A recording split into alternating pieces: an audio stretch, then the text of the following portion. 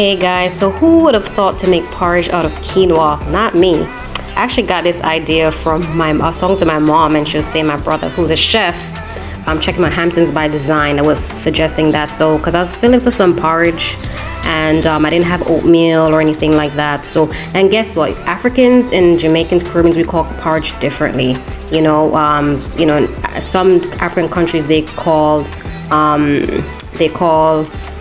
porridge with meat, like a stew. Us, we call like a oatmeal, so we use different things to make a porridge. So here I had to put some water to boil. So here I have the quinoa in my blender. Make sure you soak your quinoa before you do it. Soak it for a few minutes before putting it. I didn't do that, but make sure you soak it first. It just helps remove some of the phytic acids from it. That's our anti-nutrients. So here I just added some water and I blended it just as smooth as possible. And so did you know that quinoa has a lot of nutrients like folate, magnesium, zinc. It's high in fiber, rich in protein, so it helps with greater bowel movements. It helps you feel full longer. It also helps with good gut health, and I'm your gut health girl, and it also just helps you feel full longer. So quinoa has been studied to show that it may help with lowering the risk of chronic disease, and also helps with balancing blood sugar levels, and also help with weight loss, and also help with just feeling better overall, feeling full. So here I am. I blended it. I poured it in some water that was already hot. It wasn't completely boiling, but it was hot enough for me to use. So that you just got to keep stirring, because if you let it sit, it's going to coagulate. So you got to keep stirring it to keep it the smooth texture. You can cook quinoa without blending it. I just wanted a smooth texture. I didn't want it to be lumpy. So I wanted to blend and be smooth.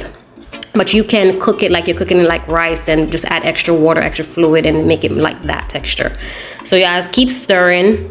Okay, quinoa is, as I said, it's also high in antioxidants. It has quercitin in there, and quercitin is a great antioxidant to help protect the cells from damage, and it also feeds you good bacteria in your gut. So quinoa is very beneficial, guys. It can replace rice.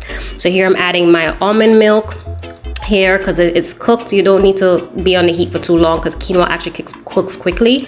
I added some almond spice. I added some vanilla extract.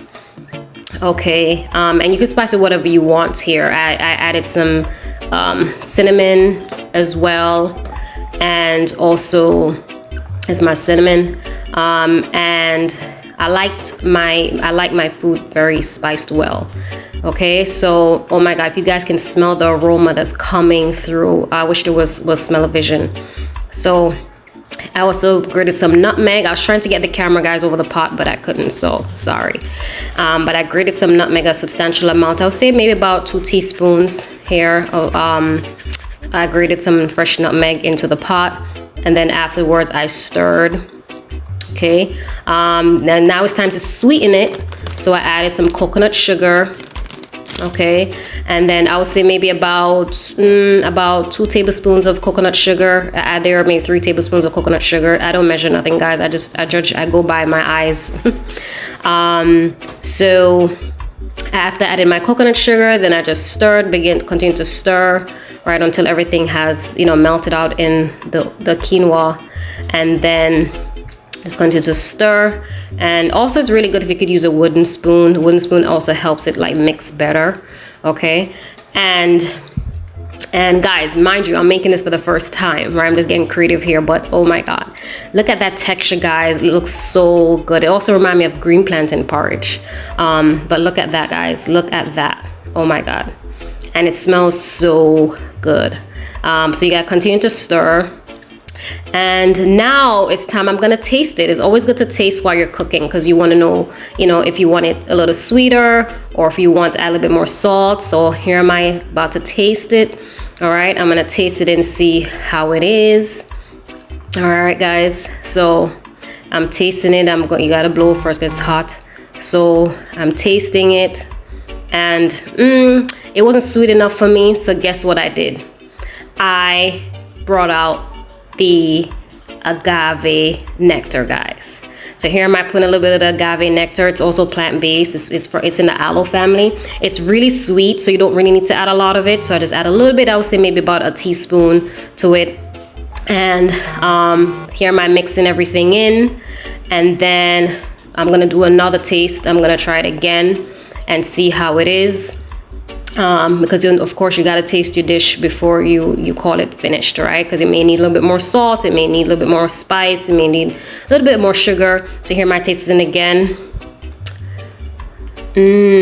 Yeah, that's it.